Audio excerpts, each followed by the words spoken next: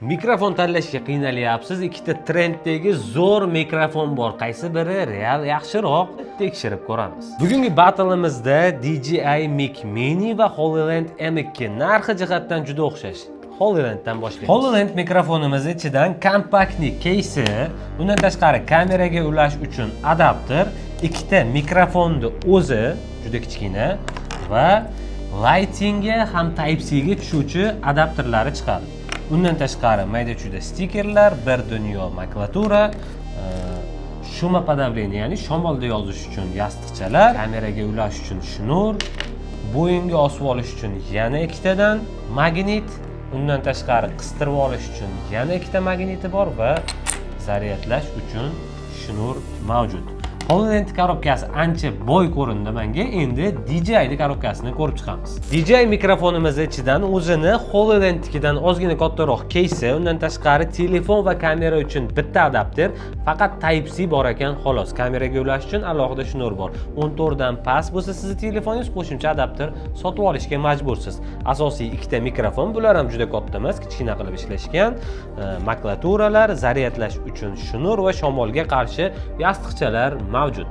DJI'da bitta ustun tarafi bor ekan. Buni telefonga ulagan paytingizda ovozni ruchnoy boshqarishingiz mumkin.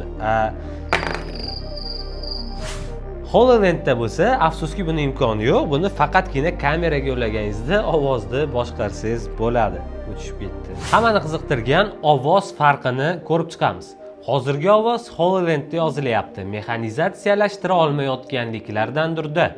Hozirgi ovoz DJI'da yozilyapti, mexanizatsiyalashtira olmayotganliklardandirda. Ko'cha shovqinida HoloLens mikrofoni qanday yozishini tekshiryapmiz. Hozirgi ovoz HoloLens M2 mikrofonida yozildi. Ko'cha shovqinida DJI mikrofoni qanday yozishini tekshiryapmiz. Hozirgi ovoz DJI mikrofonida yozildi. Mikrofonlar o'lcham jihatidan deyarli bir xil.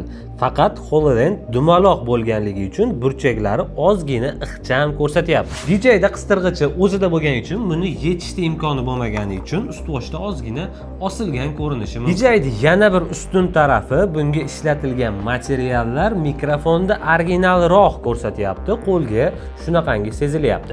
Lekin ikkalasi ovoz va narx jihatdan, o'lcham jihatdan ham deyarli bir xil. Qaysi biri sizga ko'proq mosligini xulosasi o'zingizdan. Bizni yo'qotib qo'ymaslik uchun kanalga obuna bo'lish esdan chiqmasin.